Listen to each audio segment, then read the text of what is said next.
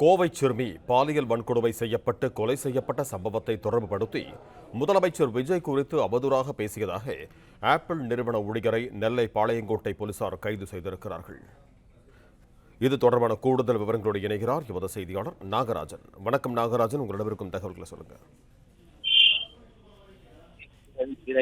நெல்லை பொறுத்த வரைக்கும் நெல்லை மாவட்டம், அதாவது முன்னீர்பள்ளம் பகுதியைச் சேர்ந்தவர் இந்த ஜானகிராமன் என்பவர். அவர் ராணுவத்தில் பணியாற்றி ஓய்வு பெற்றவர். இவரது மகன் ஜேம்ஸ் ராஜா, வயது 30. இவர் தான் பெங்களூரில் தனியார் ஐடி நிறுவனத்தில் பணியாற்றி இருக்கிறார். தற்பொழுது பாளையங்கோட்டை புதுப்பேட்டை தெருவில் பெற்றோருடன் வசித்து வருகிறார். அங்கே இவர் திமுக ஆதரவாளர் என்று சொல்லப்படுகிறது. இந்த நிலையில் இன்ஸ்டாகிராம் சமூக வலைதள மக்கள் எல்லாம் இவர் அக்கௌண்ட் வைத்து அரசியல் கட்சி சம்பந்தமாக பேசி வருகிறார். குறிப்பாக தமிழக முதல்வர் மீது மிகவும் அவதூறான கருத்துக்களை பொது வெளியில் பேசியிருப்பது அனைவரையும் ஒரு அதிர்ச்சிக்குள்ளாக்கி இருந்தது.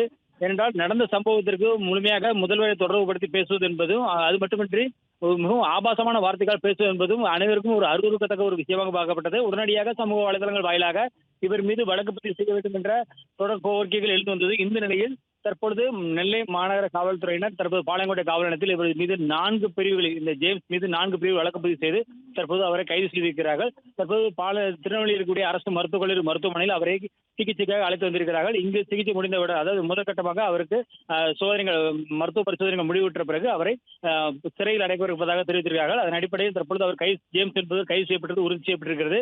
ஆனாலும் இவர் தற்பொழுது அந்த ஆப்பிள் நிறுவனத்தில் வேலை செய்யவில்லை என்றும், அதே போல இவர் மனச்சிதைவுக்கு உள்ளாகி இருக்கிறார் என்றும் சொல்லப்படுகிறது. அவர் அழைத்து வந்த இடத்தில் கூட, மருத்துவமனையில் கூட தன்னாலே பேசிக்கொண்டே இருக்கிறார். இவர் எப்பொழுது காவல்துறை வசம் வந்தாரோ அப்போது இருந்து தன்னறியாமல் பேசிக்கொண்டே இருக்கிறார் என்று காவல்துறை தரப்பில் சொல்கிறார்கள்.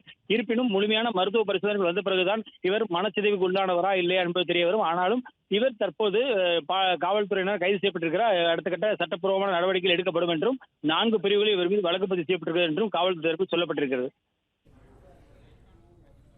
நன்றி நாகராஜன், உங்க தகவல்களுக்கு.